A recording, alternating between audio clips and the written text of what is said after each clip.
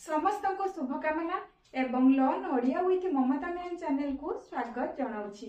पाठ को जीवा पूर्व गोटे अनुरोध करी जदि मोर वीडियो समस्त को भल लगुए तेबे लाइक शेयर कमेंट करंतु एवं सब्सक्राइब करी पाखरे थिबा बेल आइकन टी को क्लिक करिया पई जमारू भूलंतु नाही। आउ पाठ को प्रथम रु शेष पर्यंत देखंतु नहेले पाठ किछि भी बुझी पारबे नाही।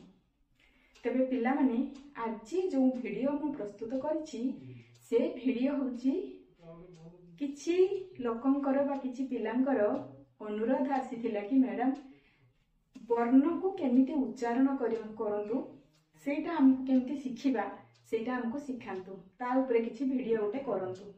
तो सेथि पई मु आज से मानकर अनुरोध क्रमे ई वीडियोटी बनेइछि। तबे पिला माने एई ओरु चंद्रबिंदु पर्यंत केमिति आमे डाक शिखिबा बा केमिति तार उच्चारण करिबा केमिति बोलिबा सेटा आसो शिखिबा।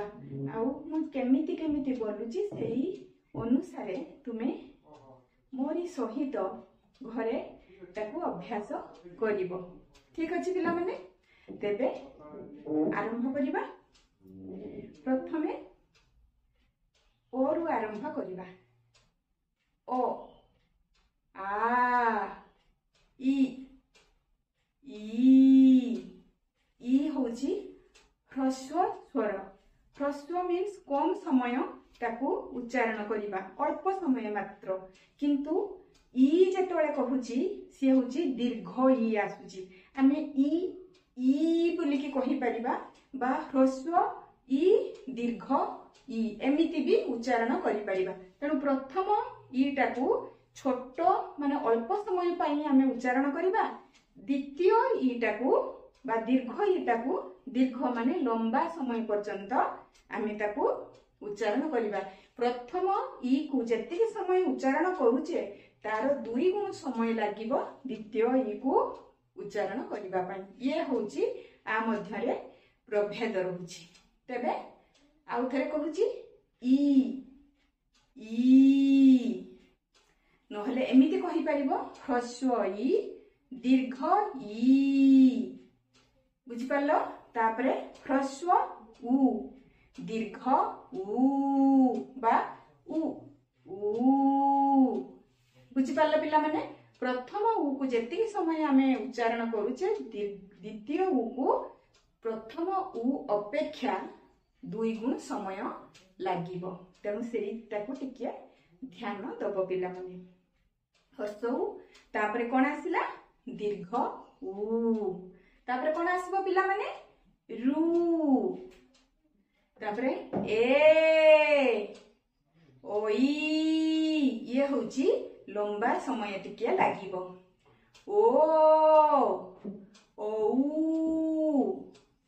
ये गला स्वर वर्ण। तापरे आमे व्यंजन वर्ण को जीवा।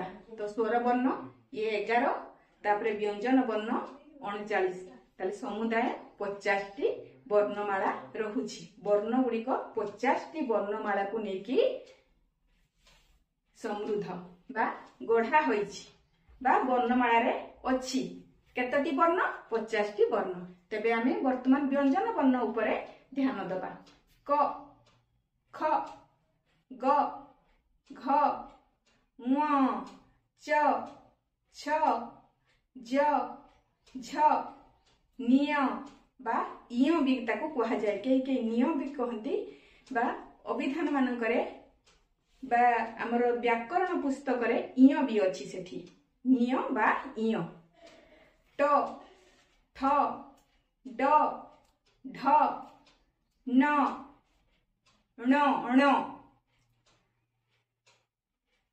त थ द ध न सेठी ण एठी न।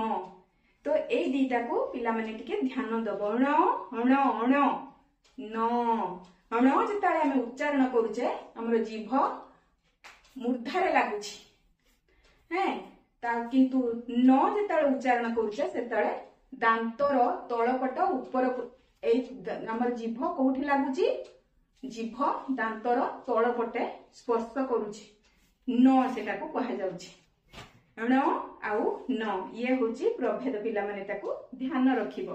तापरे प फ ब भ म ज र ळ व तालव्य स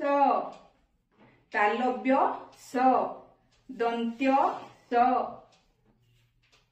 तालव्य स तापरे मूर्धन्य स आसीबो पिला माने मु भूल रे दन्त्य स कहि देली। तालव्य स मूर्धन्य तापरे स मूर्धन्य स दन्त्य स ये होची तीनोटी स अलगा अलगा किंतु किछि पिला भाबंती जे ये गोटिए स ना ये सबु तार स्पर्श अनुसार तार उच्चारण स्थान अलगा अलगा।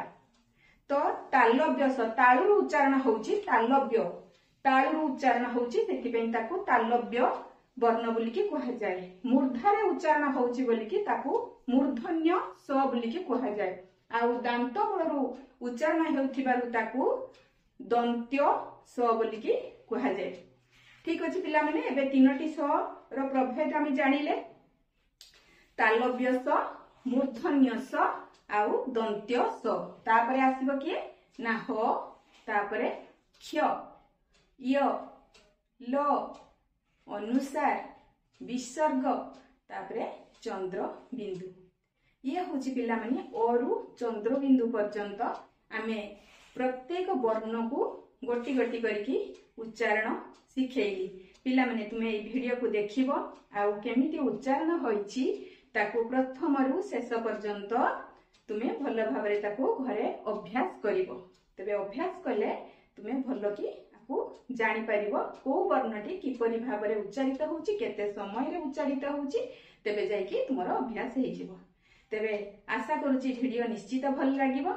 तेणु आज पई एतिकी पुणी देखा हबो मोर परवर्ती नया वीडियो रे सेत पर्यंत रहउची। धन्यवाद।